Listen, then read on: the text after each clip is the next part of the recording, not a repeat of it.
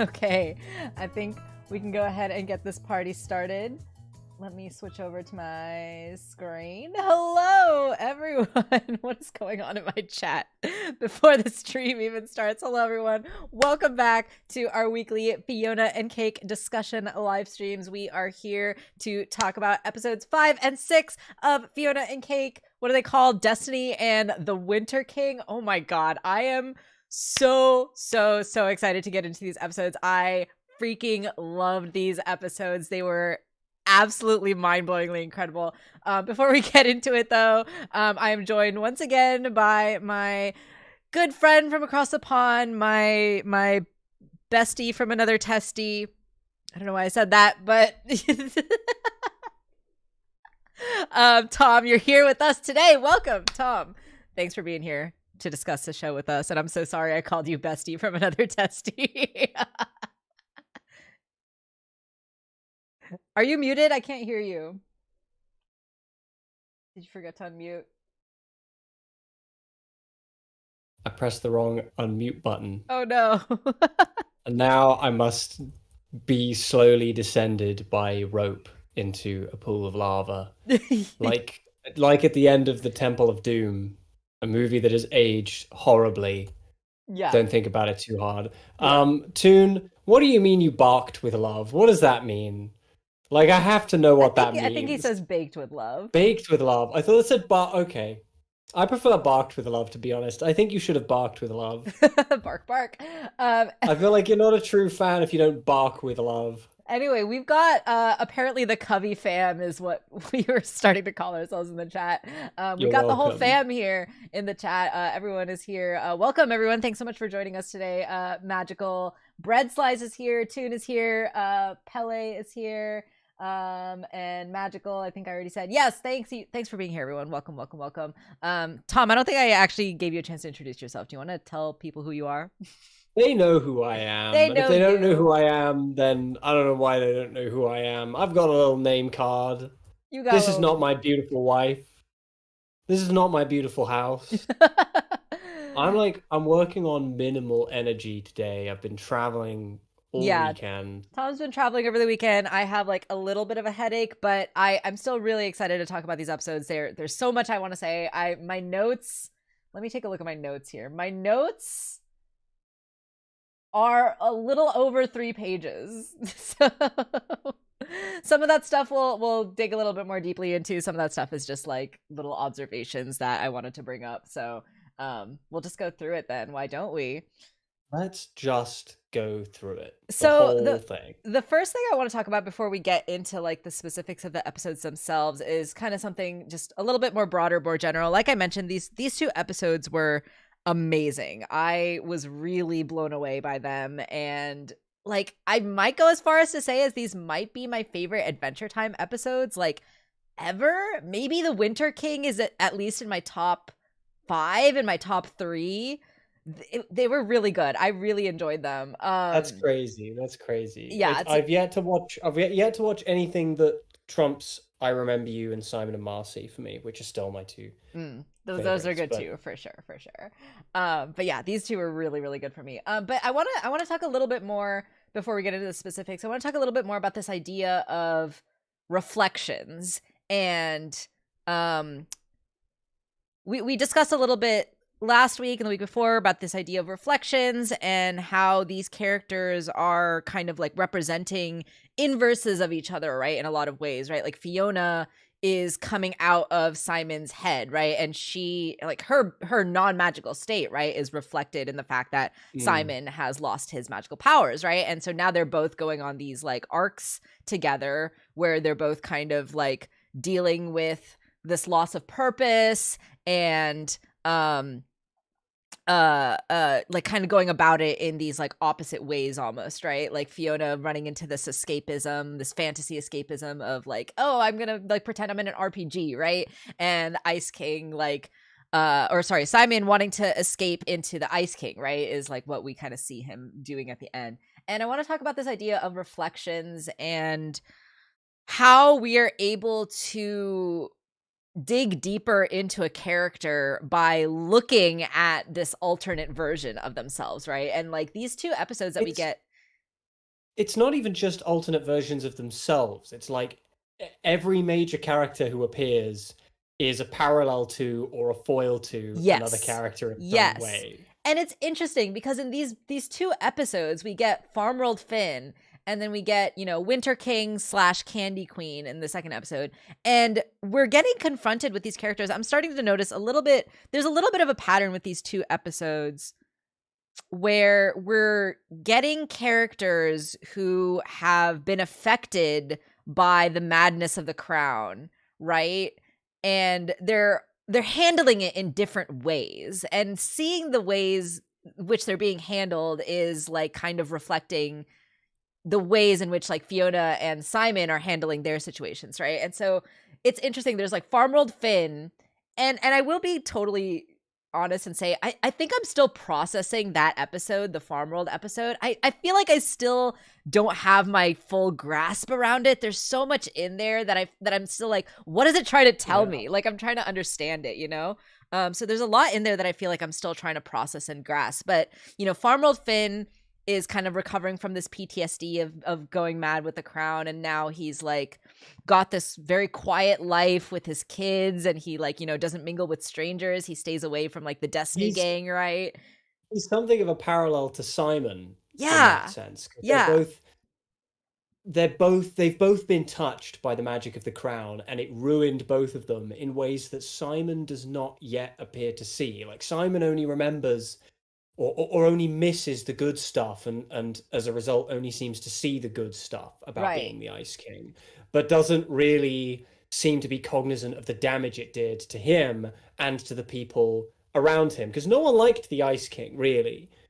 Like no one liked the Ice King. He was like, you know, a big loser and a dork. You know, he was certainly a darn sight better than Farmworld Finn was with the crown in terms of likability, but no one liked the Ice King.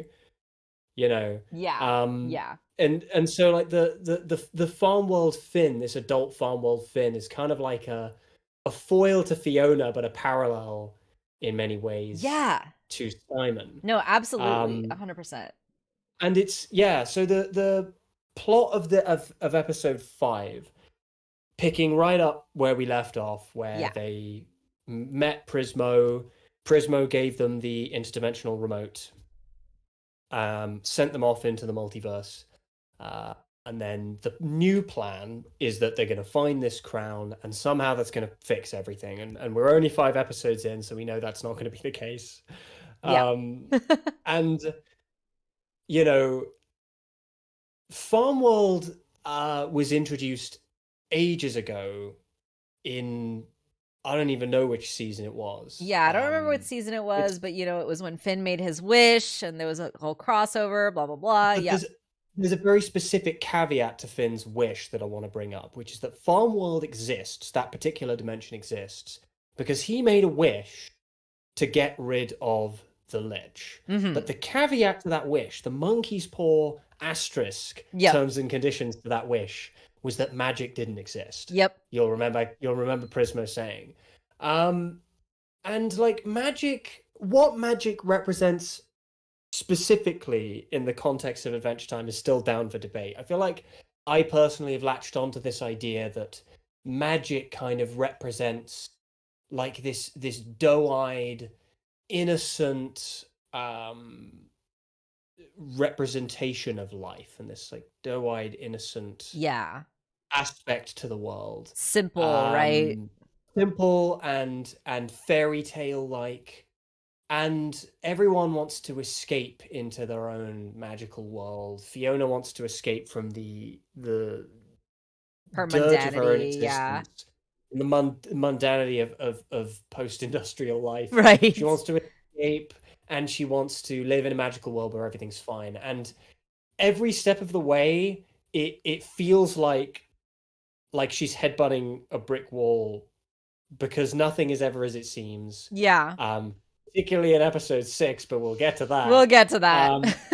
But like, isn't it kind of perfect to have them sent to this world where magic didn't exist, and then it did for a short time, and when it did exist, it caused nothing but chaos and made everybody miserable, and now the world is stuck in this like post-apocalyptic Mad Maxian nightmare. Yeah, no, for sure.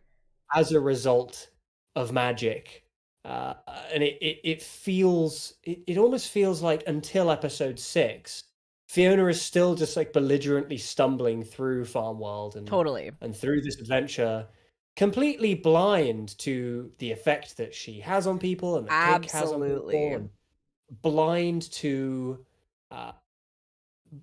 reality, like being willfully blind to reality. Absolutely. Like the way that she calls it, like road loot at the beginning, right? Like those are like dead people. Like those are corpses, Fiona. And Simon too. I mean, it's very Infinity Train in that sense, isn't it? You've just got these characters who want to run away, from their responsibilities and from life. And the interesting thing, is that the story keeps cutting back. Not in this episode, I don't think, but in the next episode, the story keeps cutting back to this parallel story with Gary and with Marshall Lee. I have a lot to say about that. We'll get to that in due course, but it's interesting that the story very purposefully has this parallel plot taking place in what could loosely be described as reality. You know? Absolutely. But I did find it interesting that this version of Finn we get, is a foil to Fiona and a parallel to Simon. Yeah, no, absolutely, exactly, right?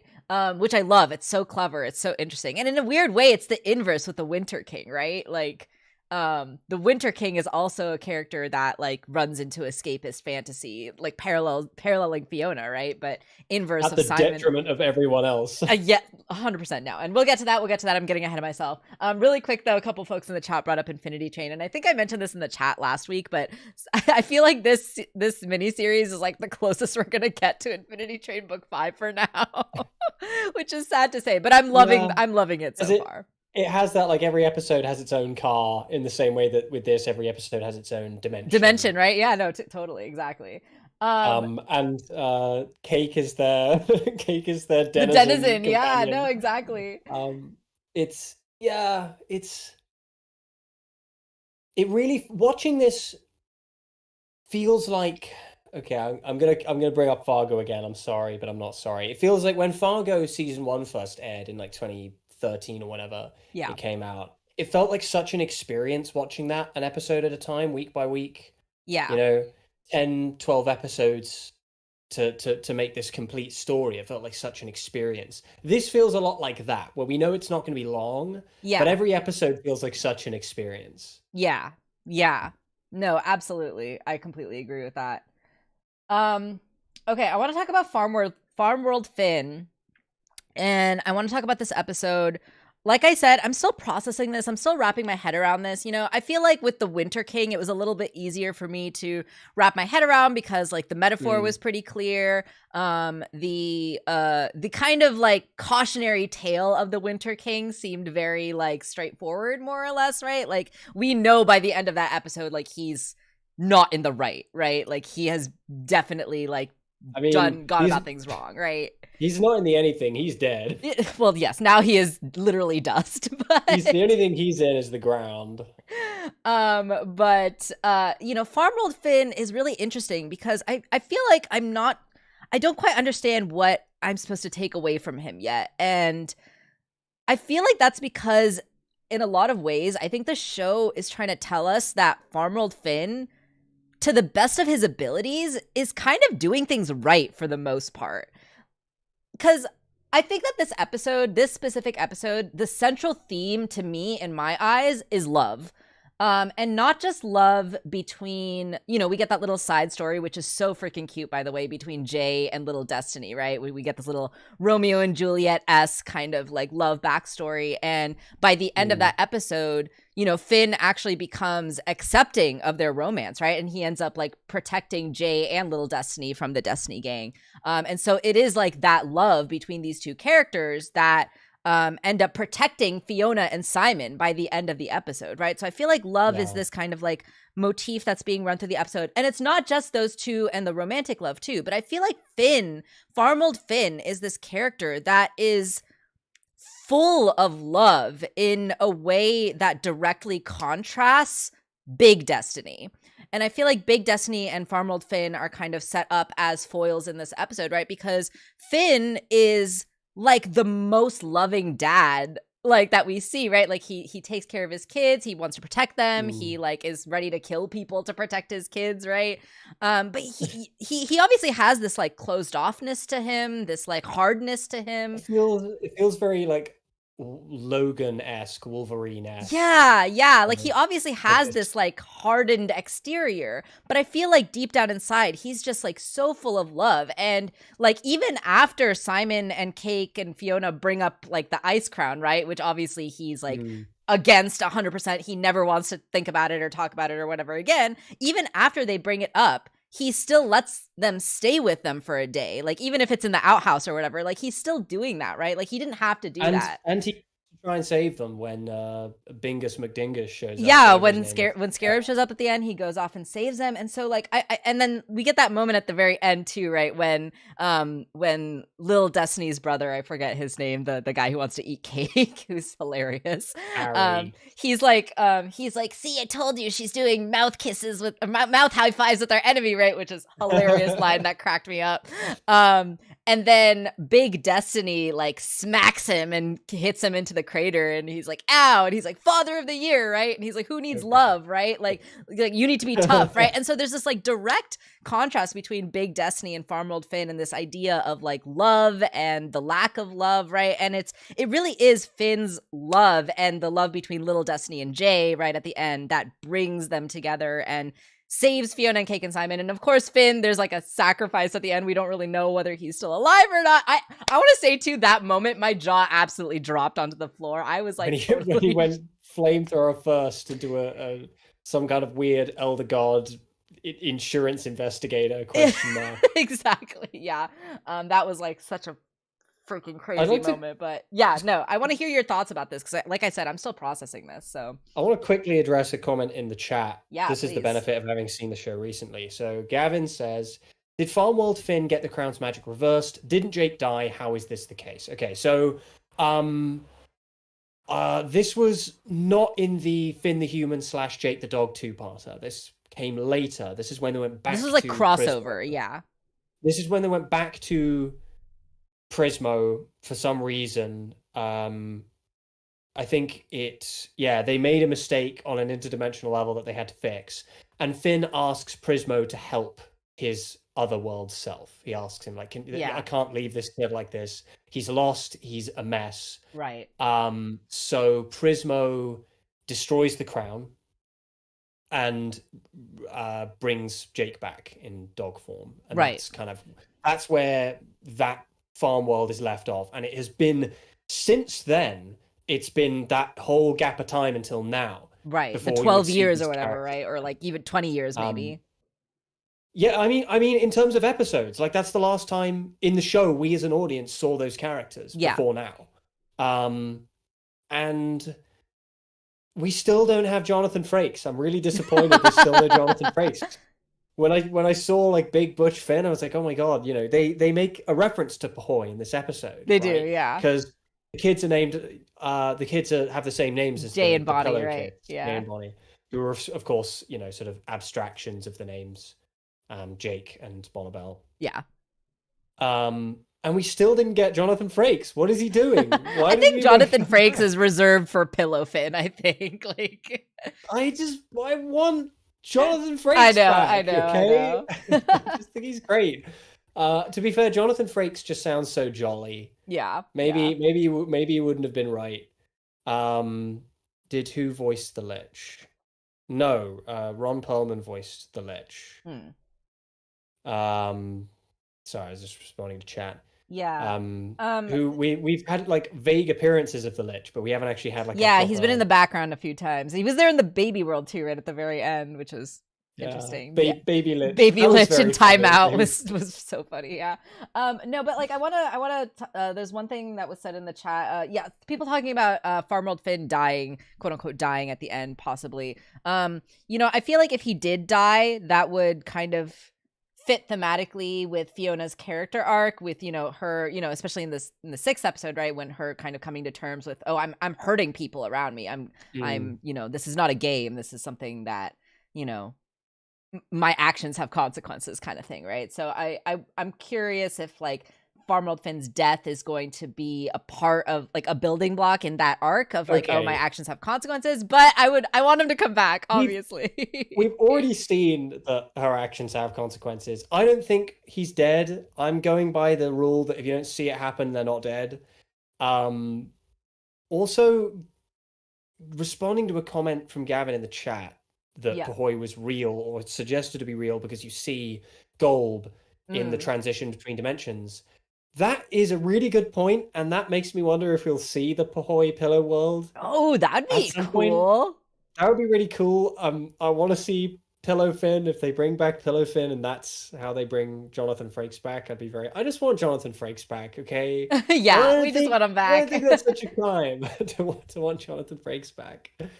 Yeah, I feel like, I don't know if this is a controversial opinion. I think this Farmworld episode is my least favorite of the runs so far. Mm-hmm.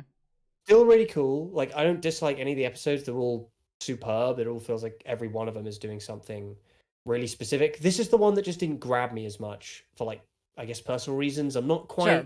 I think the theme of love is very prominent. I actually don't care so much about that, really. The kind of like Romeo and Juliet thing... No, I found like when I think about the idea of love in this episode, the more interesting character to me is Farmworld Finn, right? And his love for his kids. And there's one more thing I want to talk about actually in this episode that got brought up very briefly, but I think is going to play a big role later down the line. And that is, okay, so when we first get the scene when we're coming into Farmworld Finn's house, right? We see him add a piece of gum to a pot of soup. And we learn later, as they are serving that soup is the same exact soup that their mother had been cooking the day that she died. And ever since then, they have just kept adding to the soup and just kept eating it, right? It's the same exact Mm. soup, it's the same exact pot. And then Simon brings up, oh, that's kind of like the ship of Theseus, right? Like that thought experiment. And, we kind of get the dialogue fading out by the time we kind of transition into the next like moment, right? With like Cake and whatever. But I want to just briefly pause on this idea of the ship of Theseus, because I feel like this is a very deliberate, bringing up of this idea in this episode.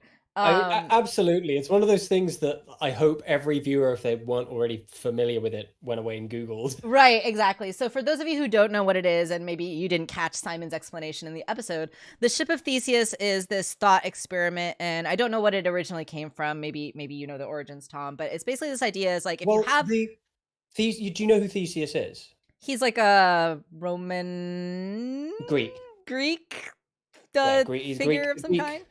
The Greek hero, yeah. Greek hero, yeah. And it's the idea that this ship that Theseus and his crew sailed upon was damaged repeatedly, and they had to fix it until like eventually it was no longer. So like literally the same ship. Yeah, so if you take a boat and it gets damaged repeatedly and you replace like one plank of wood at a time, right? And eventually over like the course of years, you've replaced every single plank of wood. The question then becomes, is that the same ship or is that a different ship, right? Yeah.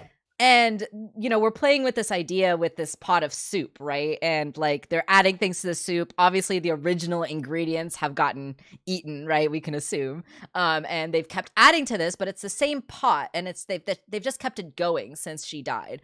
And so is this the same pot of soup, right? And I think that this is an interesting question that we can then bring to our characters, right? I think first of all, this is going to be an interesting question when we look at Simon and the Ice King. I feel like that's like an interesting kind of like, is this the same person at the end of the day? And in a weird way, and here's my bingo card for the day. In a weird way, it actually reminds me of Angel from Buffy the Vampire Slayer. For those of you who don't know, okay. Angel as a character in Buffy, he's a vampire who has a soul, and he's like a good guy, but he's like grappling with, being a vampire. But he has a conscience because he has a soul. And then at some point in the series, he loses his soul and he goes evil again, right? And he goes around killing people.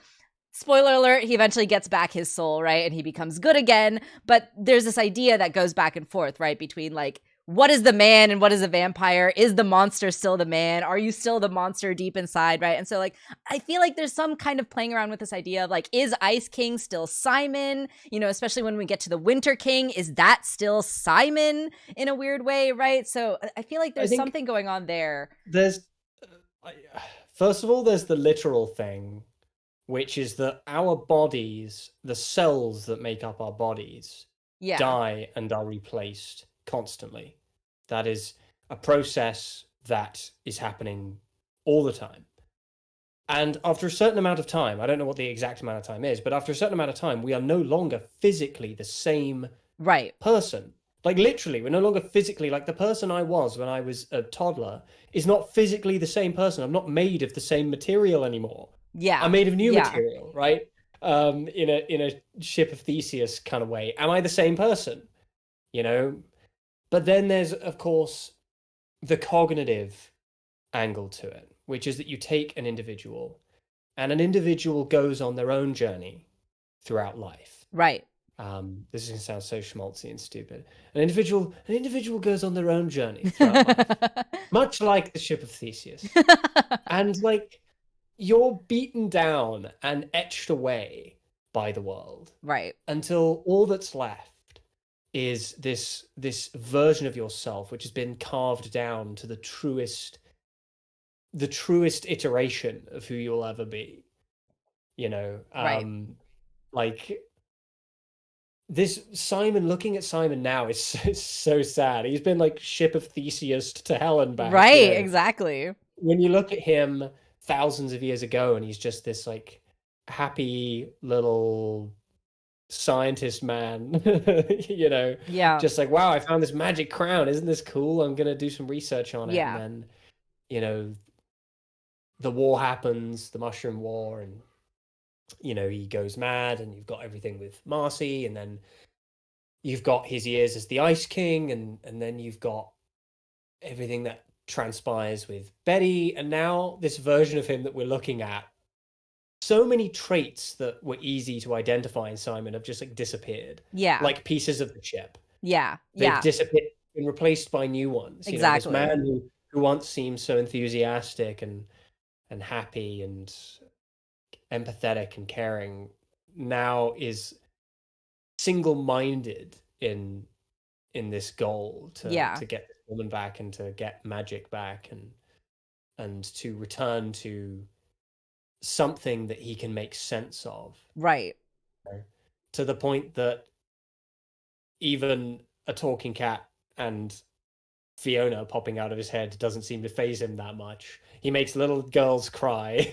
Yeah. You know, that's Yeah. the biggest thing, isn't it? Like you look at his conduct with Marcy, like the very, you know, when he meets Marcy, he finds her crying alone in the middle of a street, and he goes to her and he immediately comforts her, and he goes and gets Hambo. He finds this teddy bear in a shop nearby and he gives it to her, Mm-hmm. and that becomes this like beloved possession. And then you get like a total inversion of that, where he meets this girl, immediately makes her cry, and throws away her beloved possession in his fucking bin. Right. Right. Exactly. All Totally. these things we could identify in Simon, these crucial cornerstones that made up his character, have just been broken away and replaced with something else. Yeah. Yeah.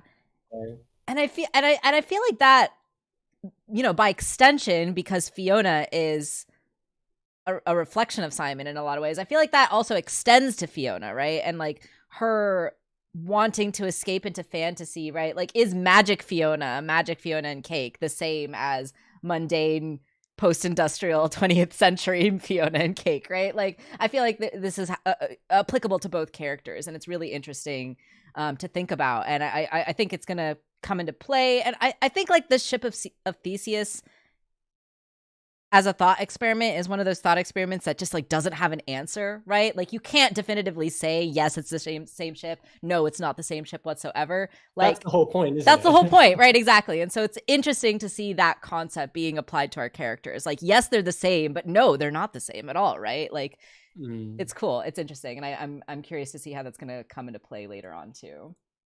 So Magical in the chat is asking, is Fiona and Cake a journey of acceptance of who you truly are? I'm going to say flat out no. I'm not saying that won't pop up as like a sub theme.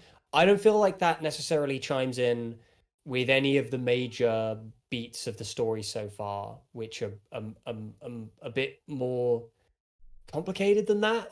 Yeah, I feel like it's Um, definitely a piece of it, but it is more complicated.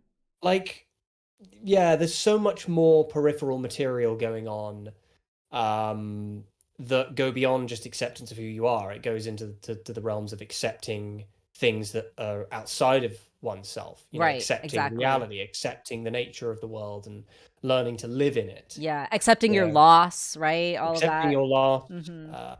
stuff like that, you know. Except I feel like they've continuously written around all of the most obvious tropes, I feel, Yeah. which is what has kept me interested so much so far, is the way that, you know, you take what really easily could have been a fairly cut and dry, easy show to make, that really, even if it was mid, would have appealed to a lot of people because people have wanted a show like this for a long time. Mhm. Mhm.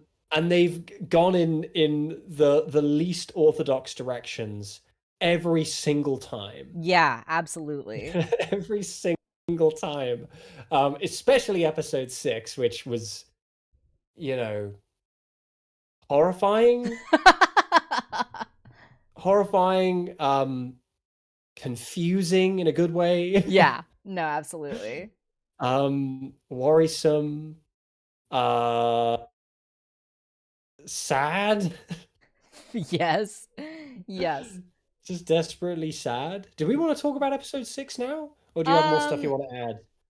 I'm kind of going through my notes right now. A lot of my notes on episode 5 like that I'm going through that we haven't talked about already are kind of just like observational stuff. I don't know if we want to talk about that. Might Let as me well. You can just observe some things. Sure. Yeah. First, I want to just acknowledge like the world building of the farm world, like with the snowman and You know, later, you know, when we cut back to the present and there's like all these background details that's like beware the snowman like written on the library and stuff like that.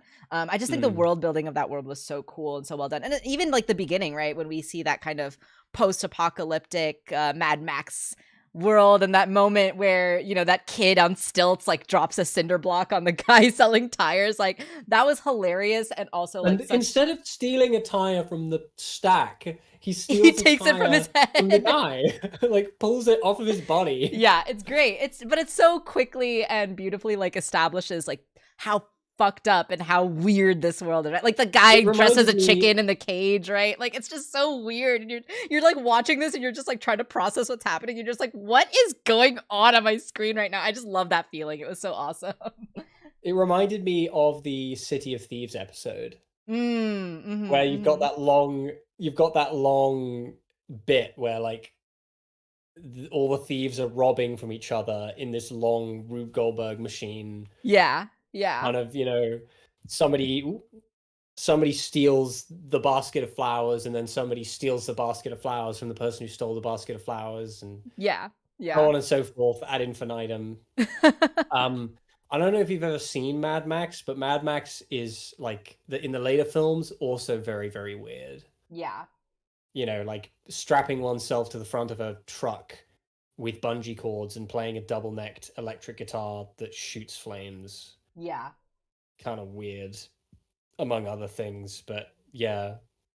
Anyway, observations. Give me observations. My next observation, actually about Cake. So we see Cake throughout this episode, especially, right? Like really struggling to kind of like get control of her powers. You know, she like can't necessarily like grow her fist or what, shrink it down on a whim the way that Jake can. There's a really you can do it on reflex. Yeah, on reflex a little bit, not necessarily on command. Yeah.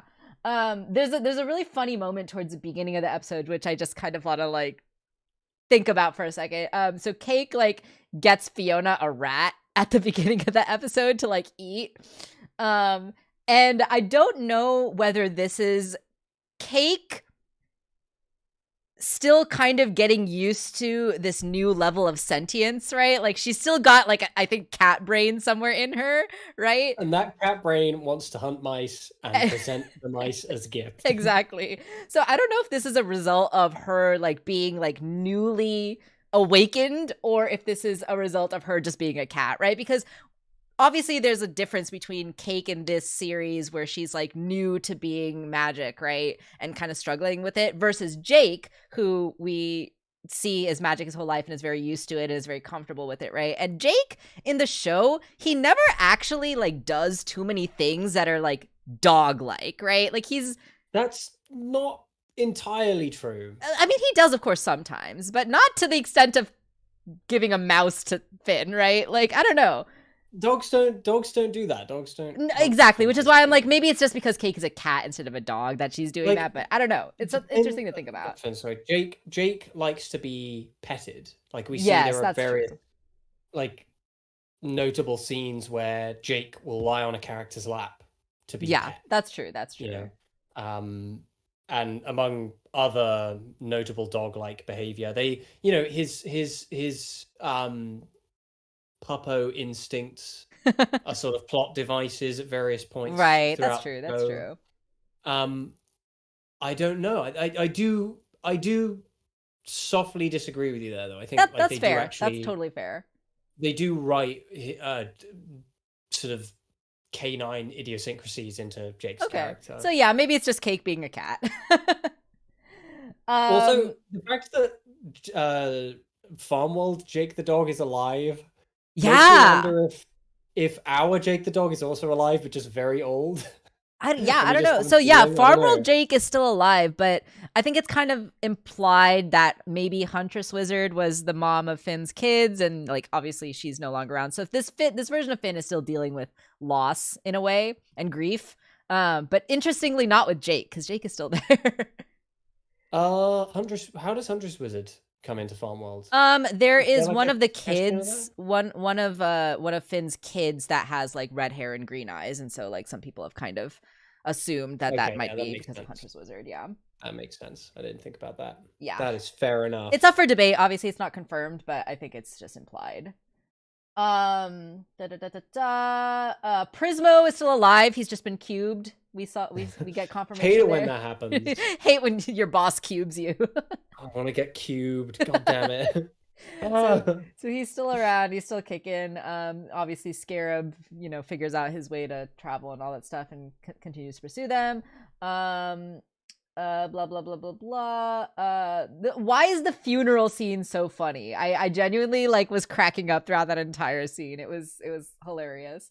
Oh yeah, the Viking, the kind of semi-Viking burial at the beginning where they burn the guy. So funny, so funny.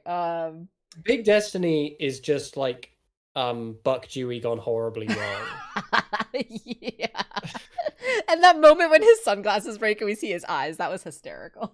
And he has beautiful eyes. Do we ever see Buck Dewey's eyes? Does Buck Dewey have beautiful eyes? I would have to assume so. Big Destiny is like if Buck Dewey fused with Gene Simmons from Kiss.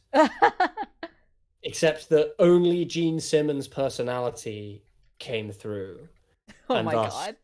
The horrible fusion between these two people was just awful and miserable, disgusting, with terrible hair. This episode honestly to me was really funny. It was one of the funnier episodes, despite it also being so dramatic and so emotional, especially at the end, right? But it still feels really, I have to say, it still feels really weird to me hearing them have Jeremy Shada voice Older Finn. It just doesn't feel right. It's the one soft complaint I have. And I know I've been harping on about Jonathan Frakes. Whether or not they cast Jonathan Frakes as Older Finn is whatever. Just get somebody who sounds a bit more like that age. I don't know. I feel like he's fine.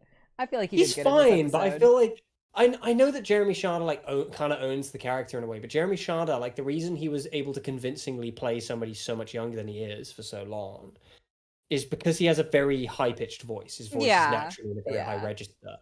And that works for... I think it works for, regular Finn in older regular Finn in the regular old Adventure Time dimension as we know it, where he's not meant to be taken super seriously anyway. Yeah. Because he's kind of just the same old big doofus. And having him sound a bit youthful adds to that. Yeah. Because it helps to communicate that he kind of still has the heart of a child. Yeah. With this grizzled Logan-ass Farmworld Finn, I just feel like his voice doesn't fit. It feels like a teenager trying to sound like their dad. Listening to I think that's fair. I don't necessarily fully agree with you. I will say I love the moment where he puts his hand on Jay's shoulder and he's just like, math. That was perfect in every way, shape, or form. That was my favorite thing. There's just so many little moments. The moment where he puts his hat on top of his animal hat, that was also incredible. That made me laugh. Oh yeah, the trucker hat. I don't truck with magic anymore. It's I think it works because I think Farmold Finn is still a little silly in his own way. He has a little bit of Finn still in him. Wouldn't it have been cool to get Steve Bloom or something? would be cool. A couple more things that cracked me up in this episode. The name Trauma John. That just cracked me up. That just Trauma John. That's too funny. That's such a funny name. The nose gag was really funny, right? I'd cut your nose off if somebody hadn't already beat me to it. Which raises a lot of questions. Classic adventure. Yeah, raises a lot of questions for sure. Oh my god. Yep. Why does Scarab's human disguise look like Rick Sanchez? Was a note that I had. What? Does he? Yeah, a little bit. Just a little bit. Are you okay? He looks like that guy from 30 Rock. Yeah, that's true too. His human disguise, I'm sorry, his human disguise does not look like Rick Sanchez. You need to get your eyes checked. All right. Maybe I do. Yeah, we talked about mouth high fives. That cracked me up too. Yeah. So those are pretty much all my observations. Yeah, my jaw literally dropped on the floor right at the end there when Farmworld Finn got stabbed in the head. But I hope he's not dead. I hope he comes back. Did it literally drop on the floor? Yes. It unhinged and I was bleeding profusely. It was really horrifying, actually. It's like the fly. His jaw falls off in the fly. Yeah, exactly. You haven't Is seen it the fly. confirmed Watch that the fly. Yeah, is it confirmed that Scarab is Prismo's boss? No, Francisco. So, Scarab is like an auditor, a god auditor that maybe is also hired by Prismo's boss potentially, but we don't know for sure who Prismo's boss is yet. Scarab is a big nerd. He is a dork.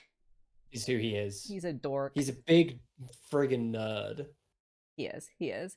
All right. Is there anything else you wanted to say about episode 5? I think we can probably move on to. I have nothing more to say about episode 5. Episode 6 is the one. Episode 6 is the one. This is the one. Episode y'all. 6 is the one. Okay, first we have to address the elephant in the room. No, we need to talk about what the episode is about first. No, we have to address the episode in the room, which is Brian David Gilbert being in My Adventure Time. the way I immediately recognized him. Okay, so this was my reaction, right? So first of all, I was still like processing and emotionally like freaking out from the last episode, right? I was like, I had to pause. I had to take like 10 minutes to like just like collect myself after the end of episode 5.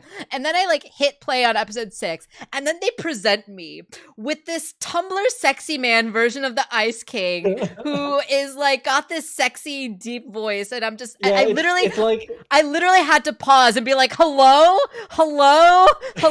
what is happening right now? Hello. The Ice King got once-lered. He got once-lered, and then I hit play one more time, and I heard him say a few more lines, and I had to pause again and be like, wait a fucking second, is that Brian David Gilbert in My Adventure Time? I was like absolutely freaking out. I like could not process this to save my life. I was just like not able to collect myself. It was just like it was such a moment for me to realize that this was Brian David Gilbert in Adventure Time. You got my reaction in real time, where I was like, did they get Brian David Gilbert to voice this like knockoff Simon? He's so perfect for this role too. It's such a Brian David Gilbert character as well. It is. Like, it really is. Suit and tie, theater kid energy. It's almost like he wrote the character himself, which he didn't. But it feels like the character was written for him. It kind of feels like that because it kind of looks like him too, right? And like I feel like I saw a little bit of BDG's like mannerisms in the animation of Ice King. I don't know if I'm just like reading too much into it or maybe just too big of a BDG super fan, but I was just like, they also got that guest animator back to do the song sequence. Yeah. Mm-hmm. And I feel like there was a lot of BDG in that sequence as well. For sure. That was a very intricately animated sequence. For sure. It was beautiful. Absolutely beautiful. But before we get ahead of ourselves, we need to have priorities and just briefly talk about what the hell the episode is actually about. We have to briefly talk about what the hell the episode is about. You wanna take that on? Yeah, sure. So we've sort of got a case of polar opposites here, because you get launched immediately out of the traumatizing clusterfuck that was the Farm World episode, where everything's filthy and wrong and bad, and you get spat into this like suspiciously idyllic winter wonderland where at first glance the episode appears to be like this dimension is an inversion of Ooh, as we know it, where instead of it being the beloved and coveted Candy Princess being stalked by the creepy, mad Ice King, it is the beautiful and coveted Ice Prince, or whatever his name is, Winter King, being stalked by the horrifying Candy Queen. Still voiced by Hinden Walsh, of course, and absolutely fucking killed it. Fucking killed it.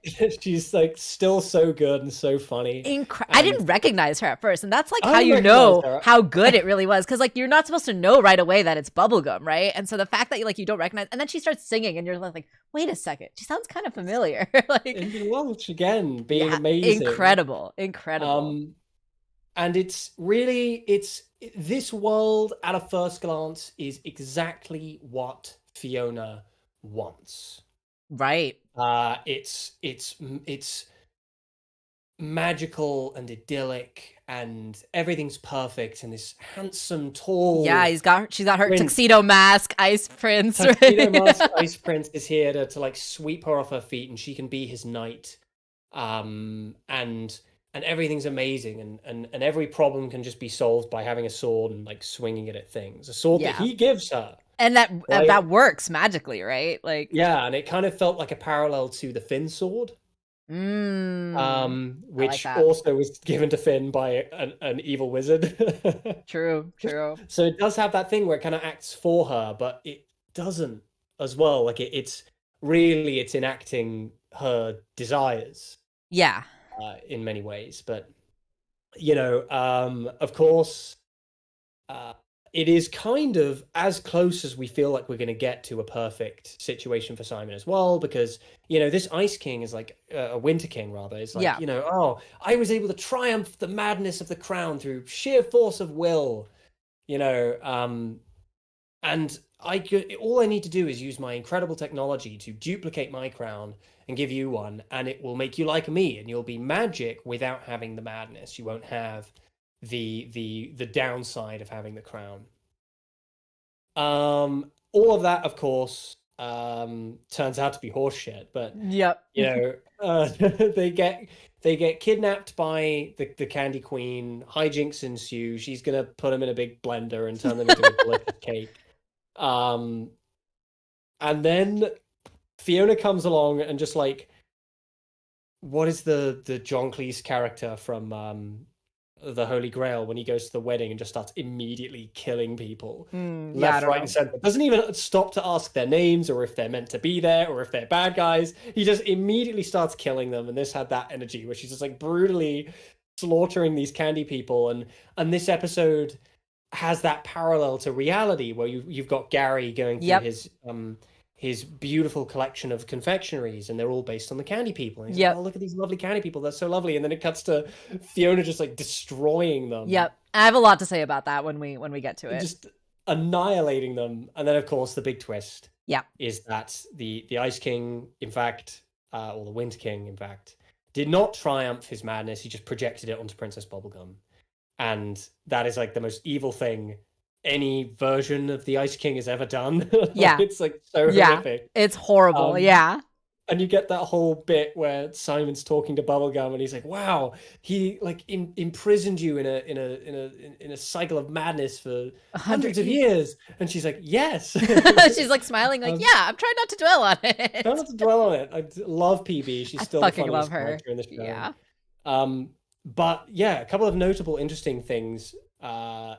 Fiona like somehow drains his magic with a kiss. And we've been seeing that throughout the show, right? Of them normalizing things. We even kind of subtly saw that in episode 5 when Fiona takes the knife at the beginning of the episode, and then at the end when she pulls it out, it's like a butter knife, right? So it's the hot dog, the hot dog in the cake episode. Yep. Mm-hmm. So I'm sorry, I have to turn my screen down real quick. While I do that, plug my laptop in. Okay, so yeah, it's like a weird inversion of the classic Frog and the Prince. Right? They even say that at the end, right? Like your kiss lifted the curse. Yeah.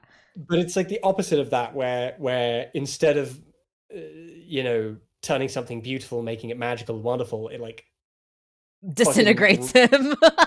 it fucking last crusades him, and he turns to dust, and you get the shot of the iron cross beneath the dust floating away. Yep.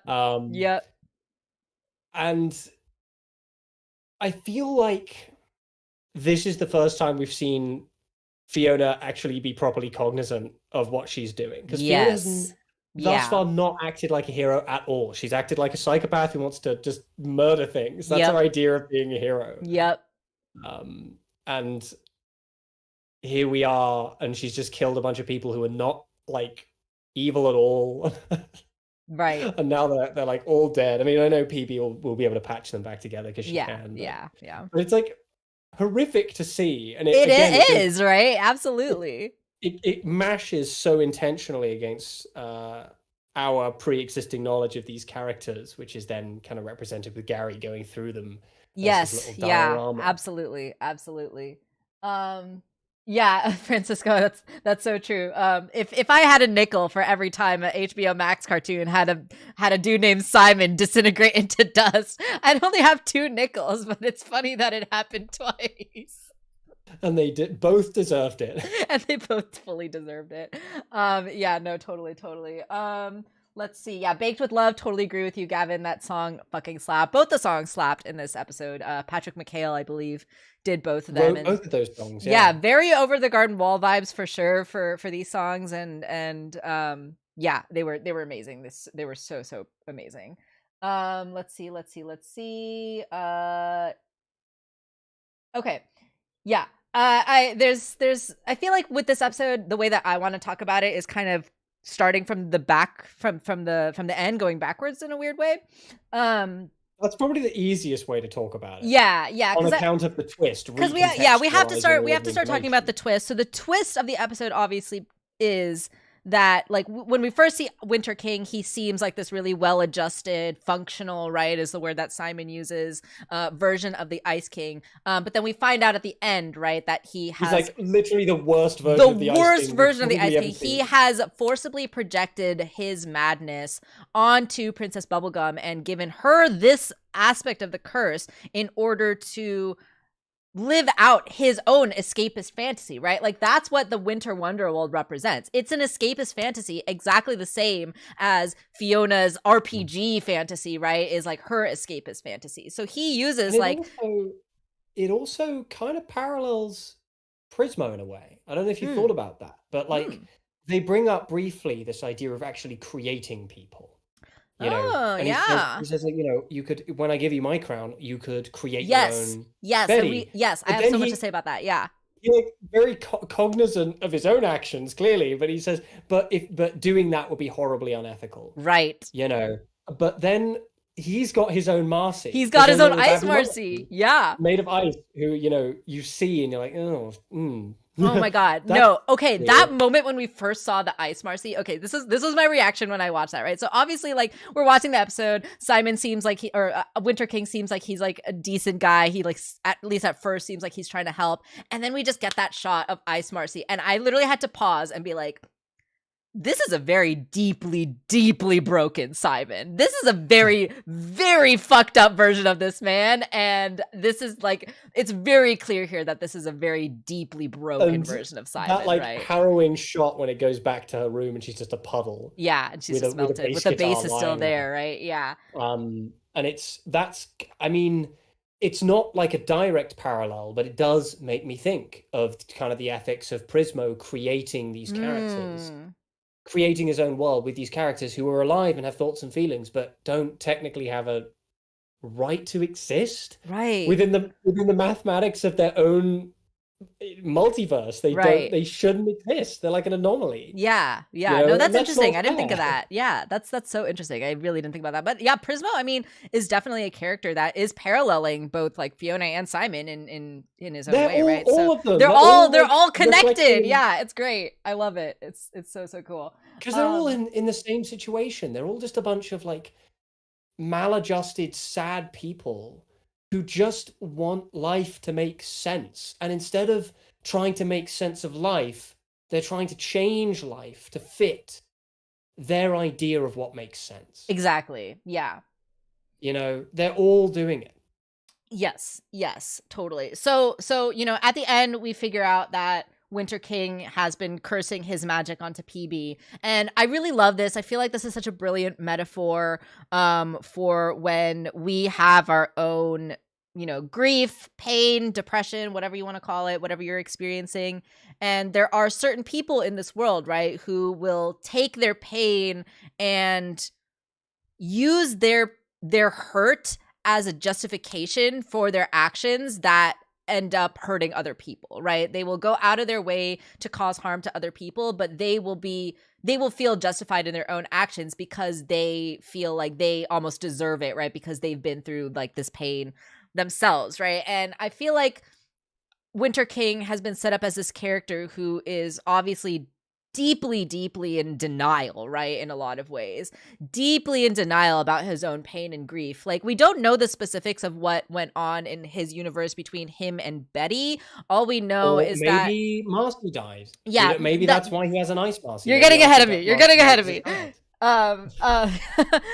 But we don't know the specifics of what happened between him and Betty, right? But it's clear that Betty was not important, at least at this point in Winter King's life, is not as important as Betty is to our Simon, right? But I feel like there had to have been something that happened with Marceline in the past, right? Because not only in the Winter King song do we see, he goes through his flashback, right? He goes through his backstory in a couple of like little scenes. And first we see normal Simon, and then we see Simon with Marcy, right? So I feel like Winter King's relationship with Marcy was really important to him.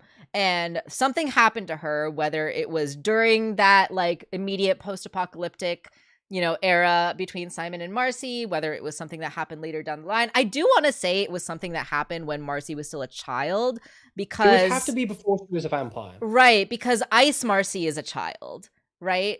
So unless like Winter King, I mean, it's possible that Marcy grew up, became an adult, died somehow, something happened, and it's possible that Winter King just wanted this version of Marcy, right? And just like kind of created. He leaves her behind, doesn't he? Like we see in the Stakes miniseries, he leaves her. He chooses to go away to protect her from Yeah. And that's the last time he sees her before before he's succumbed completely to the crown and before she's become Marceline the Vampire Right. Queen, That's a good point. That's a good point. His first time properly seeing her is that one episode when Betty is pulled into the present. I think that's the first time Simon sees her since then, properly, Yeah. Not Ice King, but Simon. Yeah. And I can't remember what the specifics of that episode are. I know the crown loses its magic temporarily. And he starts to die. And yeah. But yeah. Yeah. I reckon either Marcy died. I think I think Marcy probably died. Yeah, I feel like she had to have died, because like her base still being there, but her not being there, I feel like is really telling. So I think that she died. I feel like maybe she probably died as a young child, and I feel like maybe that loss was a bigger had a bigger effect on Winter King.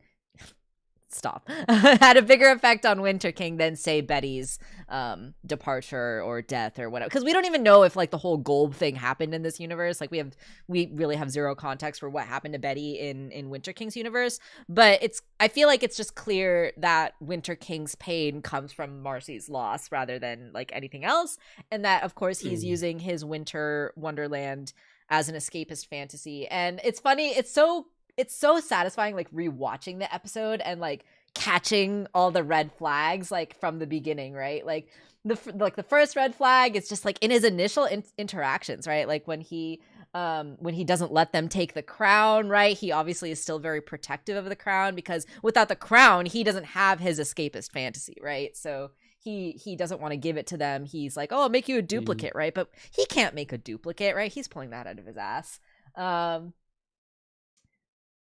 That like his red flag about like even in the song, right, this intentional vagueness about how he actually got rid of the madness, right? He's like, through sheer force of will I was able to do it. It's like, oh, it's not hard at all, right? Like you just have to think of something wonderful, right? Like this vagueness and this like saccharine kind of like, it feels very reminiscent of the way classic fairy tales are told, where something as simple as a true love's kiss can save the day, and there's no real detail to the mechanics of how that works. Exactly. Because that's the nature of those kinds of stories, but Adventure Time isn't that kind of story, so it sticks out like a sore thumb. Exactly.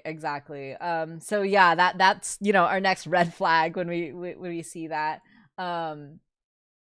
The next red flag, obviously, is when, we get the first glance of the gnarly Candy Kingdom, and he's like, no, that's forbidden, or I mean, dangerous, right? Like, it's clear that he's hiding something. He's got some secrets going on, and he doesn't want.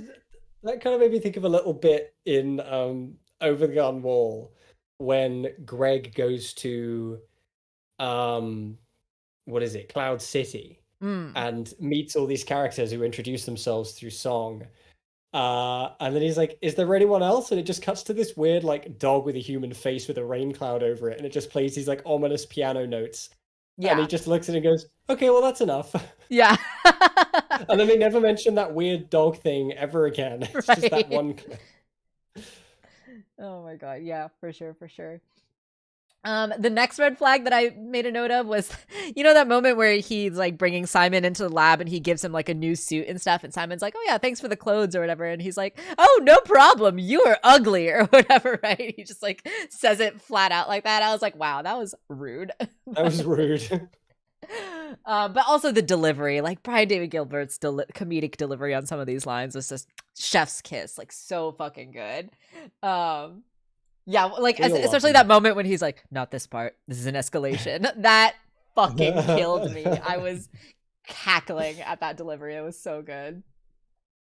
And also him lying about the Candy Queen, right? Like just right away. And it's so beautiful to me, actually. Like, again, this kind of juxtaposition between Winter King and Simon, right? Like when Candy Queen first shows up, Winter King is, of course, obviously he knows the truth of the matter, and so he's very dismissive. He's like, no, it's the Candy Queen. She's this maniac who kidnaps me. She's a nuisance, blah, blah, blah.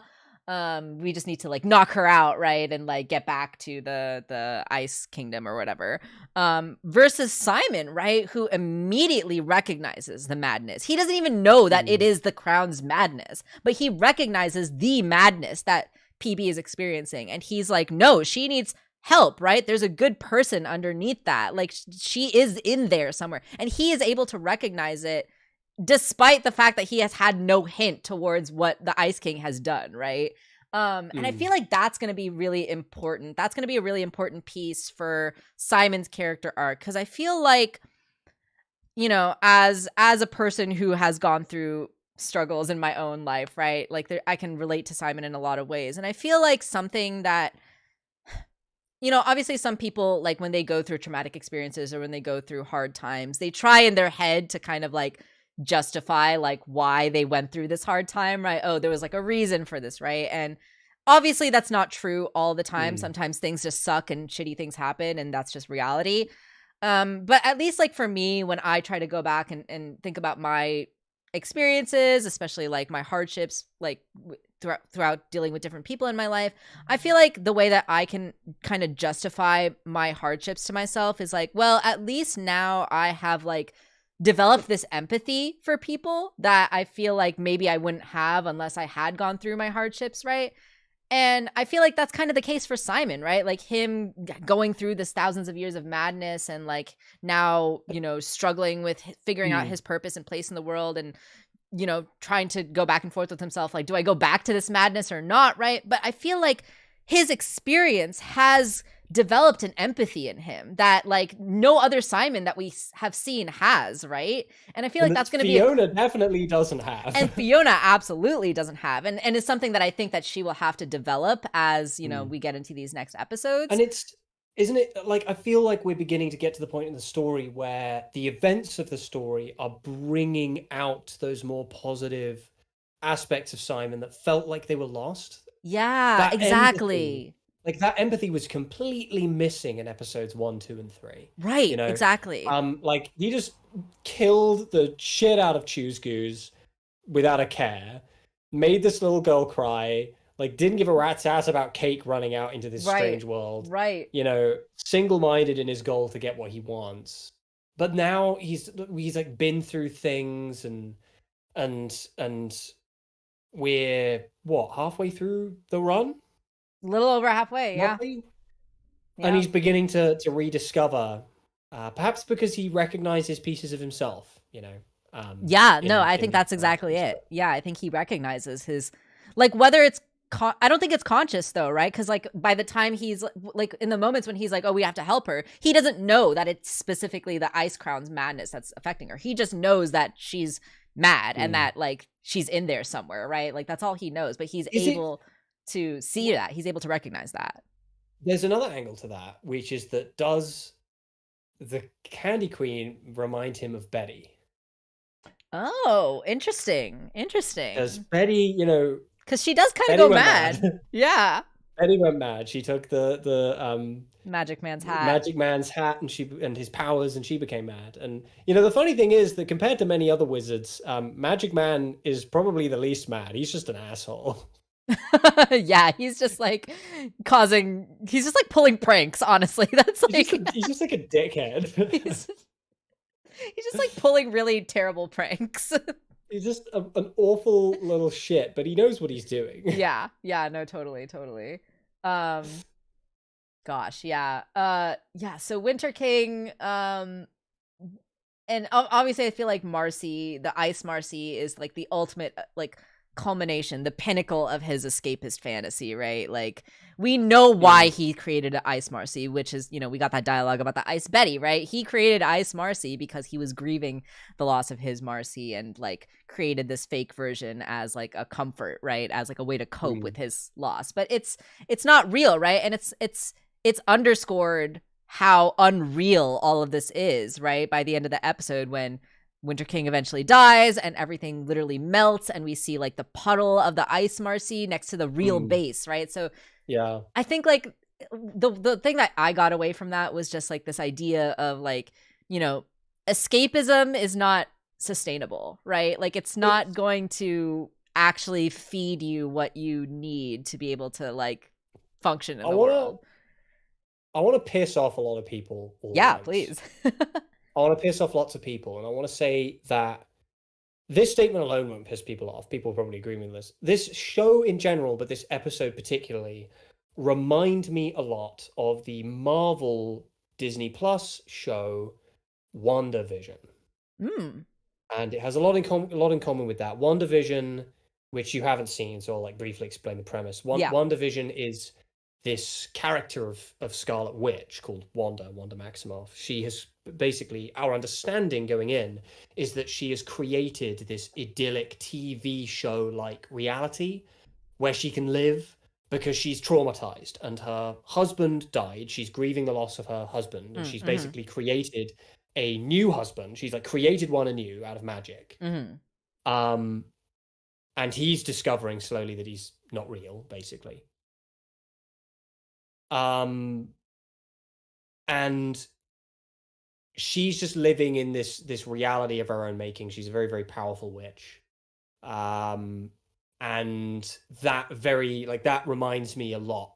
This whole scenario with the Winter King reminds me a lot of WandaVision, and those themes of escaping into a TV show like reality or into a fantasy reality, regardless of how healthy that is very WandaVision. I hate WandaVision. I might be one of the only people on the planet who thinks that WandaVision was trash. I liked bits of it as a whole.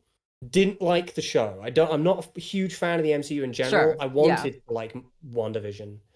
But it was so slow and so boring. Not even Emma Caulfield could save it. Oh no! I love Emma Caulfield. Had some great performances. It had moments that I really liked. There's a dialogue between Wanda and her husband, where he says something like, "What is grief if not love persevering?" Which I think is a lovely. I've seen that line before. Yeah, that's a good line for sure. It's a good line. It's just like a well-written line. It does everything wrong. It has like this awful twist in the end where, spoilers for WandaVision if you haven't seen it, plug your ears. It has this twist in the end where it turns out she didn't even make this reality, like a different witch did. So she's like kind of absolved of some of the wrongdoing, which kind of defeats her whole arc of coming to terms with the fact that she can't just fabricate a new reality to escape grief. Like, she needs to live with it and face it. And that there is kind of a beauty in that this immense grief is a sign of how much she loved this person. And like, it was weak. This show is taking those same themes and doing them so much better and so much more cleanly. And one of my favorite things about this episode particularly, is its exploration of the little places we create and find magic in reality. Because you've got this constant parallel to the real world, Marshall Lee and Gary basically going on a date, and I'm looking forward to seeing them kind of so freaking cute, canon. So stinking cute. Basically going on a date, but he shows him this project he's been working on, which is this like beautiful little diorama of these characters that we recognize. But and we're supposed to kind of interpret this as like, you know, this is Bubblegum's desire for creating the Candy Kingdom, right? And this is I'm actually going to take it away from Bubblegum. Let's forget about Bubblegum. Let's think about totally. Gary. Yeah. This is Gary's act of creation, but this is Gary implanting a bit of magic into his life. Yes. This is the magic of this is the magic of life. It's having purpose. It's having a sense of creativity. It's wanting to make something bigger than yourself and having desires and hopes and dreams and things that you're willing to put yourself on the line for. And that's the magic of life, and Fionna is missing it. Yes. She's missing it. And living in this nightmare where she's murdering a bunch of innocent people under the guise 100%. that it is a magical adventure, and she's missing these moments. And actually, like Gary and Marshall Lee is actually the thing that I wanted to talk about next, because we've touched on it a little bit here and there, but I want to really get into this here, right? So you pretty much touched on what I wanted to talk about, but I want to go deeper into it. So you know, Gary and Marshall Lee, we get this subplot with them in this episode, right? And I've seen a lot of people react to this. Obviously, everyone loves it. Everyone is like, it's super cute. We love seeing. We love seeing our you know our Yowie or whatever, right? Everyone's like super excited. We're happy to see it. I totally agree. I love it. I thought it was adorable. I thought it was hilarious at certain moments. That moment, like in the beginning of the episode, when Gary and Marshall Lee like leave Fiona's apartment, and LSP just like pops out and he's like, make sure to bring me something. That just like that cracked me up. That was so funny. Just the whole subplot was super cute and fun, and I loved it. But there's a really important thematic link, which you touched on, right? And that's this idea of like the magic mundanity of the real world, which is something that like Marshall Lee and Gary are finding joy and comfort in, right? And versus like Fiona's escaping her reality, and she's off brutally murdering all these like innocent candy people, right? And it's very intentional, right? At the end of the episode, it's very, very intentional that we're getting the overlay of Gary's dialogue, right? The voiceover of Gary's dialogue describing the candy people, and that is like being brutally murdered in direct parallel to Fionna brutally murdering the exact people, right, that Gary is describing. And it's incredibly intentional that these two are overlaid on top of each other, because at the same time that Fionna is dehumanizing and, you know, reducing these candy people to just like, you know, RPG NPCs, right, that she can kill for experience points, right, and to like get her mission or whatever, right? At the same time, we are seeing the relationship between Marshall and Gary develop, and Marshall is very intentionally humanizing the pastry people, right? Like they're not even real candy people, but we're seeing Gary and Marshall humanize them and give them life and care about them in like an intentional way, like, right? Like Marshall asking, how does a cupcake and how does a chocolate strawberry even meet? Yeah, exactly. Like it's so freaking cute, right? And it's so wholesome. And like we're seeing this bond like grow and develop between these two characters. Meanwhile, we're seeing Fionna grapple with this idea of murdering people, and she like can't bring herself to understand like what it is that she is missing, that she like, and like she is never asking herself the important questions that she needs to ask. And that's not even to say that a person needs to have the answers to those questions right away, because life is not one of those things where you turn around one day and you ask yourself the big questions and you immediately have the answers and then everything's figured out, you know? There's that scene in Good Will Hunting that I love, when Sean, the Robin Williams character, is asking Will, like, what do you want to do for a life? And Will's answer is a joke. Like he gives him this elaborate joke about being a shepherd or something. Right. And tending the sheep. And then he's just like, okay, get the fuck out of my office. You're wasting my time. Right. He gives him this tough love speech about like, you've got the biggest brain on the planet, but all of that's meaningless because you're not asking yourself the big questions. You're not asking yourself what you actually want to do with your life. Exactly. Instead of wasting away here, like beating people up and getting arrested and because you don't know. Because you don't know and you're scared, right? Yeah, you're scared, exactly. Yeah. And that's Fionna. That's Fionna. It's like she's not asking herself what she wants out of life. Because she doesn't know, and it's okay to not know. Yeah. But you have to at least think about it. Yeah. You have to at least think about it and not escape into fantasy, which is what she's doing. From it, you know, and here you've got the direct opposite of her in Gary, who just like, his life isn't where he wants it to be, and that's okay. Yeah. You know, life doesn't have to be where you want it to be, but he has passion and things that he loves and things that and like a goal, right? Like he has something he's working towards. Yeah, something like he's giving himself purpose. Yeah.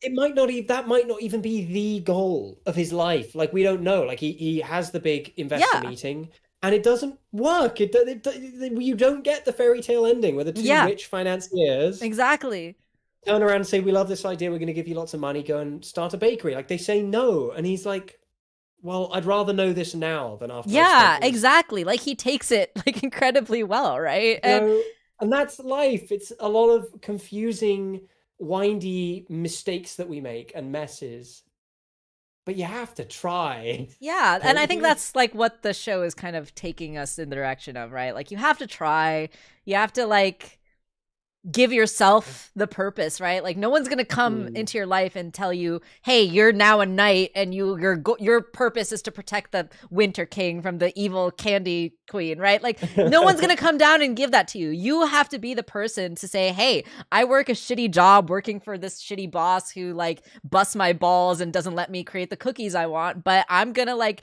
put in the hard work to, you know, pursue the purpose that I think is what my purpose is, right? Like, I think that's like the contrast here between Gary and Fionna. And what I think is also particularly interesting in the way that these two stories are cutting back and forth between each other, right?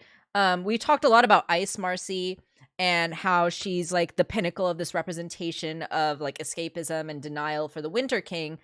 I think it's interesting, and I haven't quite connected these dots yet, but I want to hear your thoughts on it. I think it's interesting that Marceline is definitively missing from the Winter King's world, and that's like a big reason why it is the way that it is, we can assume.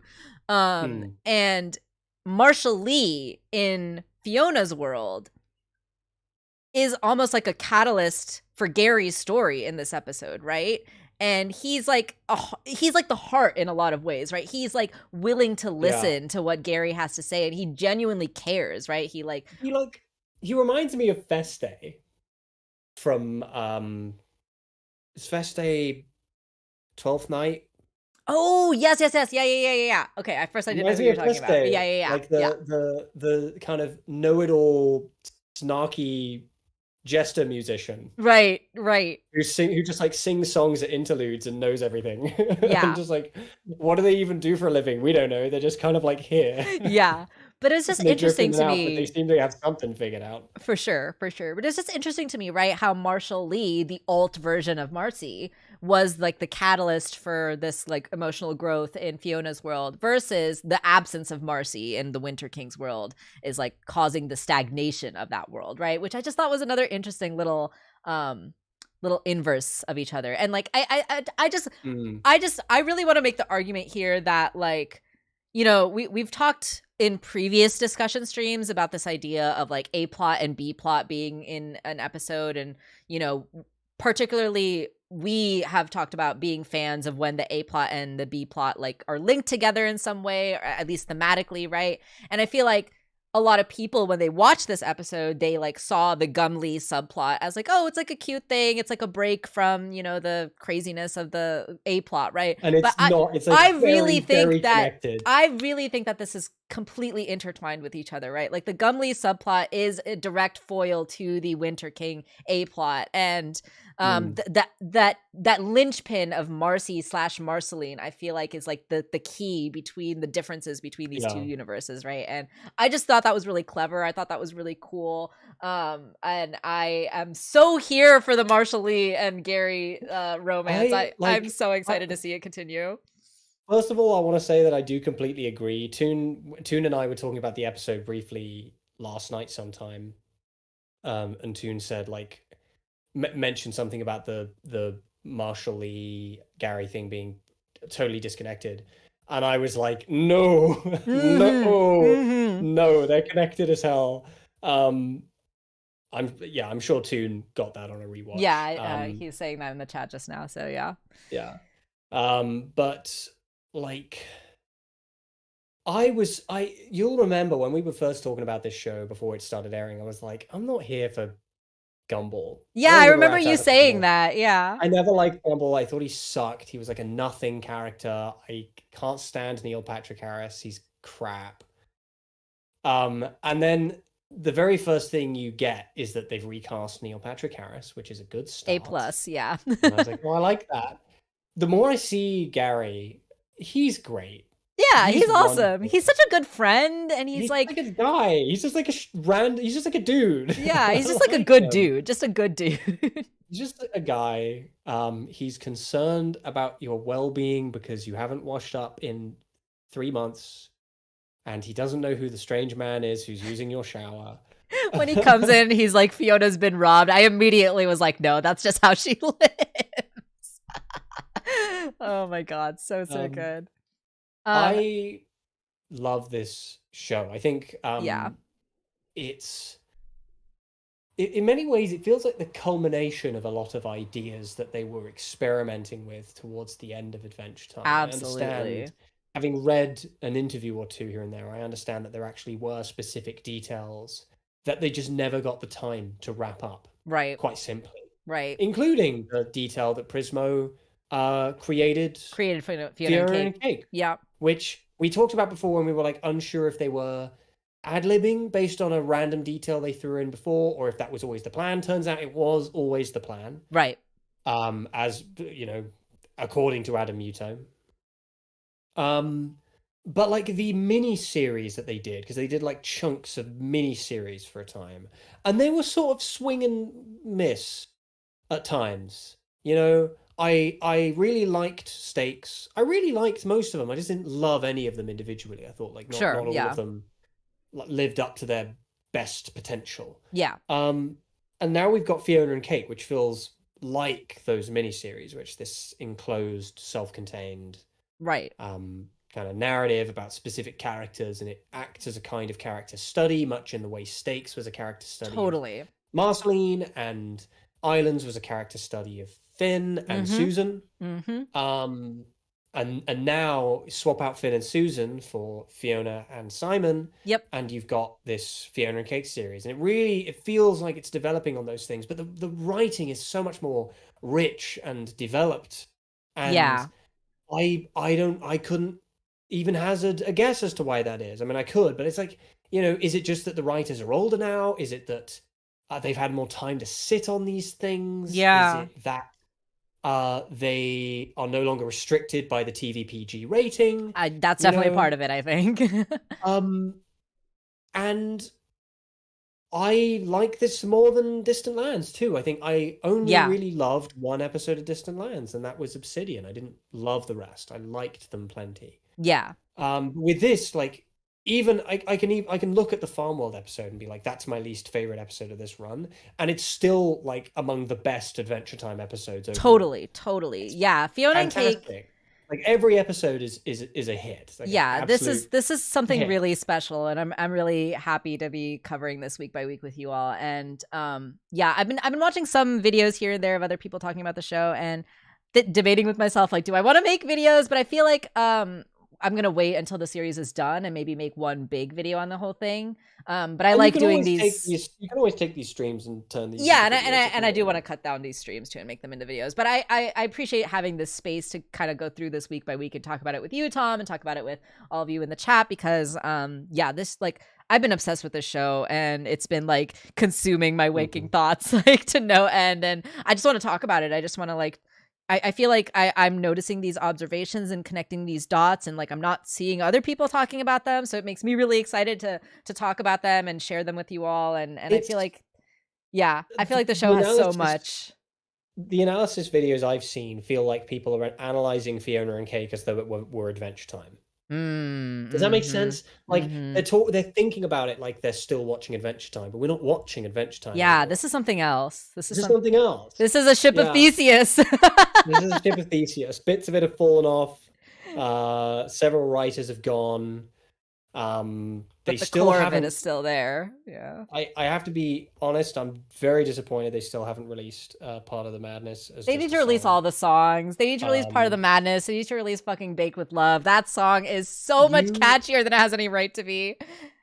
Don't understand what's going to happen to me when they release Part of the Madness. They need to release all these songs. I'm going to be crying all the time. My life is going to be unlivable. It's going to be all over for me the second they release that track. Yeah. The best thing about like talking about it on stream as well in these discussions is I feel like both of us end up discovering our own thoughts that we didn't know we had until you start pulling at that thread. Exactly. You know, in the middle of an active hot discussion, you start pulling at that thread, and then your brain just naturally goes in a different direction. Yeah, which is so much fun. I love that. It's awesome. It's just been a blast to talk about these episodes with you and with everyone. It's been so cool. There's a couple more quick things that I just want to talk about this episode really quick before we wrap up. A couple folks mentioned it in the chat, but there was a very cute Easter egg right at the end of the Gumley section there when Marshall asks how did they meet, and we get they talk about Slumber Party. They talk about the first episode of Adventure Time, which was so cute. That made me so happy. I was like, oh, that's such a fan servicey little Easter egg. But hey, sometimes I'm a fan and I like to be serviced. You know what I mean? So and it really raises so many questions, because if we consider Fionna and Cake the imaginings of Prismo, and now it's like, are the Candy people the imaginings of? Is Adventure Time the imaginings of Gary? I don't know. Right. It keeps going deeper and deeper. I just thought that little Easter egg was super cute, super fun. It made me really happy. Also, why are the lemon carbs so freaking hot? Like, why did they give them like these big fat titties and like these fat asses and like you know why. I know why, but I had to talk about it. Why are they so hot? It's not TV PG anymore. And even when it was TV PG, they still gave us Susan Strong. They gave them these fat racks, and I'm just like, why are they doing this to me? Why am I attracted to a version of lemon crab? This is not okay. Oh my god. Oh god. This fucking show is doing things to me, man. Any opportunity to get Fionna to go topless. Oh, that's true too. They keep making Fionna take off her clothes too, which is hilarious and awesome, and I love it. I don't know if this is a controversial opinion. I think this version of Simon, this like Silver Fox but still cute, still slightly like Silver Fox with a slight femboy energy. This is the hottest Simon. I think this is the hottest Simon. I'm gonna say it. This is the hottest Simon we've ever seen. You know, in my opinion. As I was sitting there contemplating my attraction to, pathetic, depressed, completely unable to move on from his loss, this version of Simon, as I was sitting there thinking about like why I was so attracted to this character, and again going back and thinking about Infinity Time and thinking about Amelia, I just like sat there and realized Infinity Train. Thinking about Infinity Time. No, thinking about Amelia and just being like, wow, I really have a type, don't I? Simon is just so cute, and also he's got a bubble butt. He's got the cake. He's got the booty. He's just a little. I'm a big fan of this particular iteration of Simon, and I have he's great qualms saying that. But BDG Simon was funny, not that hot. Maybe the fact that I know he's evil kind of spoils. Yeah, I was gonna say, I feel like that kind of plays a part into it. He's not my type. The weird thing is that I'd say Brian David Gilbert in reality is my type, but this like cartoonification of him isn't. That's fair. In a weird way. Fair. I don't know how to describe it. He's a little too unhinged. He's a little too fantastical. Yeah, that's fair. I'm strongly in Camp Drunk Simon. Yeah. There's a couple like little plot thingies that I just want to touch on before we completely wrap up. And if anyone in the chat, of course, wants to share their theories about what they think is going to happen in the next episode, this is the time to share, because I genuinely want to know, and I'm genuinely curious what you all are thinking. So we left off in Baby World, right? There's that really cute moment right at the end where Baby Finn does the fist bump to the two of them, and I don't know, is Baby Finn gonna join us? Because there's like that really brief shot of like a Baby Finn in the intro sequence. So I don't know if like it's this Baby Finn or if it's gonna be a flashback of some kind or something, but I don't know. Baby Finn is just very cute. And we also, of course, see Baby Lich in the background of the Baby World as well. In the timeout box, which is hilarious. But yeah, I think it's like been kind of theorized that the Lich is going to come back in some way, shape, or form. We've seen him in the background a few times, and I feel like that's not a coincidence. If they recast Ron Perlman. They have to bring him back. If they bring back Donald Glover, they have to bring back Ron Perlman. I'm going to fucking flip if they recast him. I want Ron Perlman back. He's got just the best voice. Yeah. You know, bring back Ron Perlman, and for God's sake, release the soundtrack. Release the soundtrack. I'm losing my mind here. And at the end of the episode, we also see Fionna kind of reflecting, right, and contemplating. And first of all, I think it's interesting that Fionna is specifically having this reflecting moment in Baby World, because in a lot of ways, this show is like about adulthood and about like coming to terms with being an adult, and you know, it is like a coming of age for Fionna in a way, right? Like it's not like the standard like teenager, you know, learning about adulthood kind of like coming of age, but it's more like an adulthood, an adult coming to grips with reality, right? Type of coming of age. It's the kid detective coming of age. Yes, 100%. It's the kid detective coming of age. That's a perfect way to put it. If you guys haven't seen the Kid Detective, that film yet, it's incredible. Highly recommend it. But yeah, extremely depressing. It's extremely depressing. But you're so right in that it's a very similar character arc, right? Like of this character who like is in this childlike, fantastical, like escapist fantasy that they are using to cope with like how to deal with the very gritty and like oftentimes very scary and like chaotic and harmful real world, right? Like it's I'm really sorry. I just read in the chat a bit of a language blunder. Oh no. I nearly cried when Baby Finn pounded Fionna and Simon. No, fist pounded, Tom. Fist pounded. Get your head out of your ass. That's not what it says.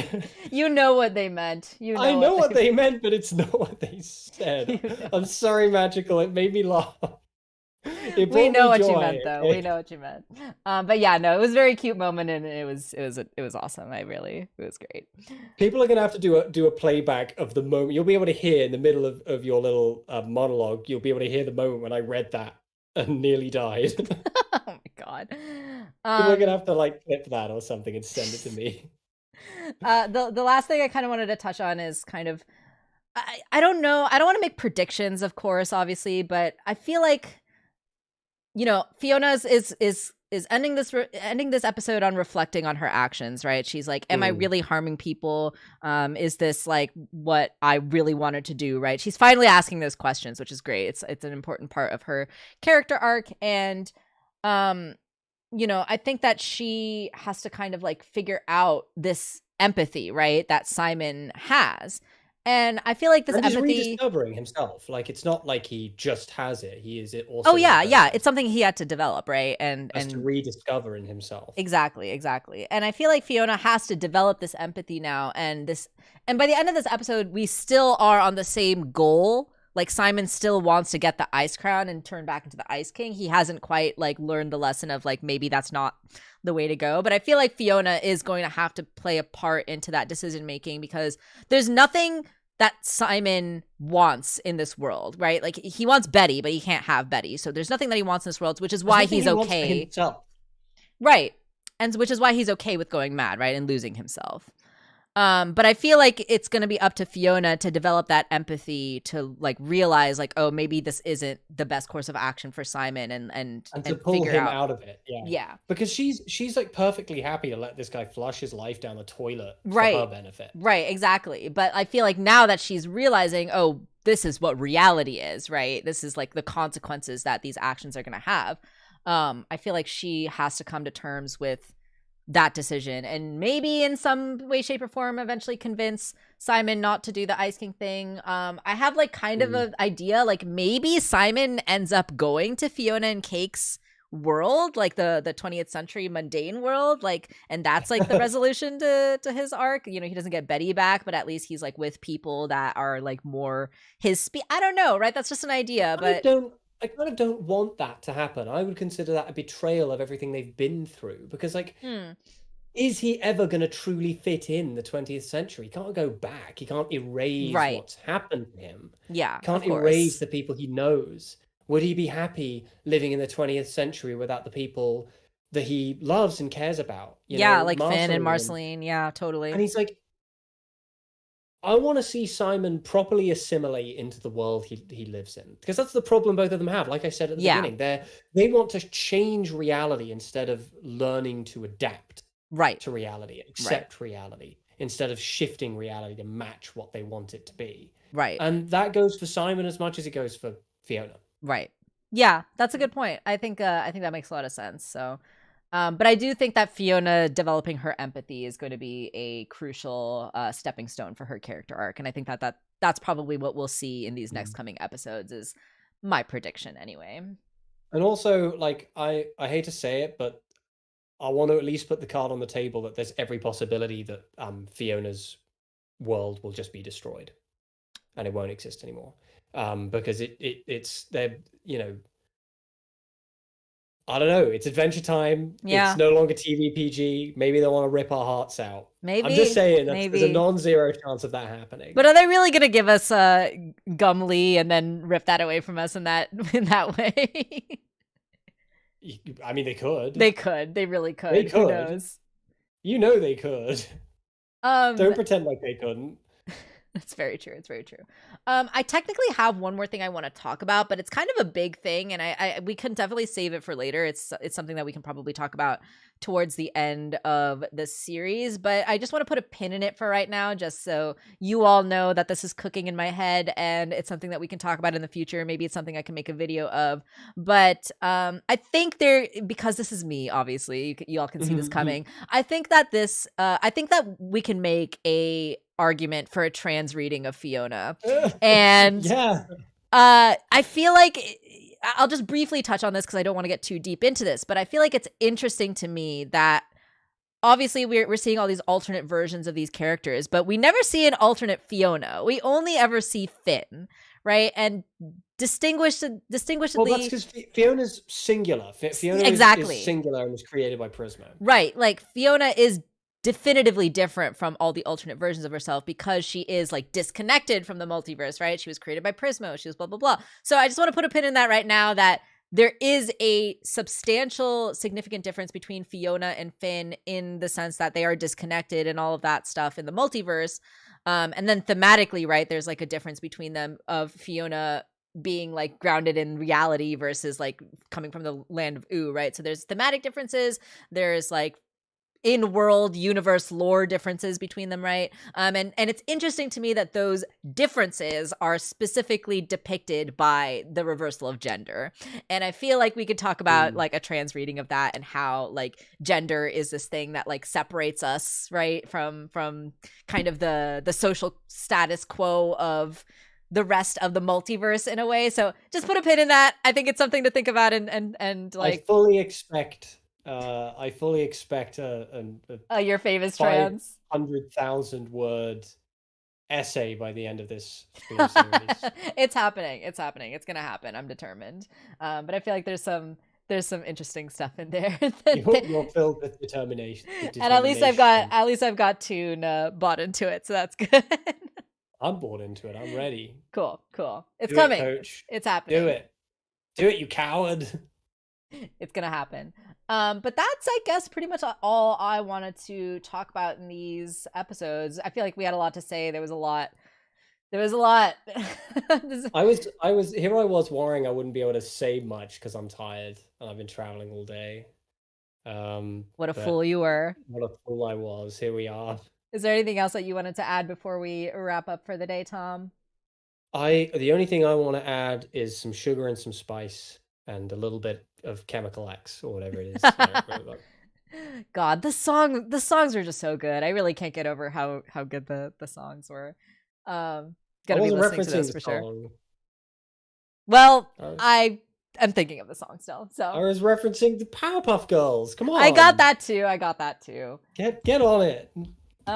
Yeah, looks like Magical is also down to see a video. So yeah, we'll do a video one day eventually. I keep telling myself I'll work on videos, and then I end up not working on videos. But well, it'll happen one day. I doubt I'll make a Fionna and Cake video because I don't think I'll be done with my Steven Universe video by the time Fionna and Cake's finished. But we're excited for the Steven Universe. Still looking forward to it. I'm certainly excited for the Steven Universe video. I think people gonna vibe with it. For sure. If you guys aren't already subscribed to Chomp's channel, you will definitely want to do that for when that Steven video drops. It's going to be amazing. I'm so excited for it. Gonna have an original song as well that I'm writing. I'm getting in the Rebecca Sugar spirit. I'm writing music. Exciting. So cool. It's gonna be amazing. I'm super excited for it.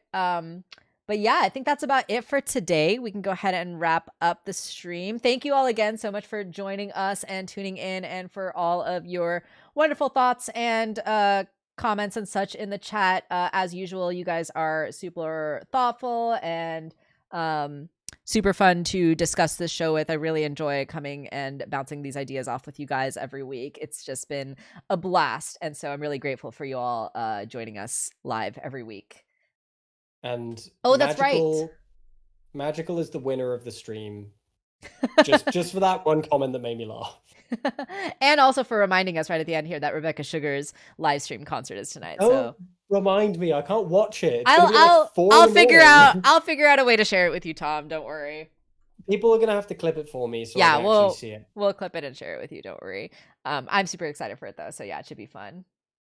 But yeah, I think that goes ahead and covers everything that we wanted to talk about today. We will be back next week at our usual time again to talk about the next two episodes 7 and 8, which we're coming close to the end here, which is crazy. But I'm really it's getting better and better, the show, and I'm really so excited, and I can't even begin to predict how this is going to end. So we're just going to have to wait and see, and we'll be here to talk about it when it happens. You're just gonna have to wait and see. For sure. All right, everyone. Have a wonderful rest of your week. Stay safe and take care. Really appreciate you once again, and we will see you next time. Bye-bye, everyone. Bye.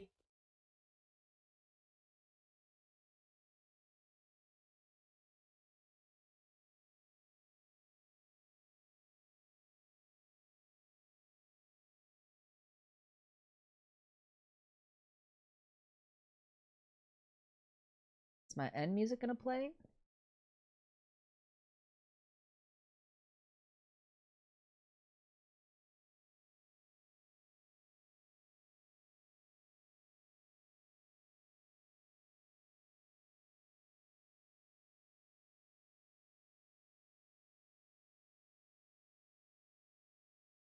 All right, my end music doesn't want to play, so I'm just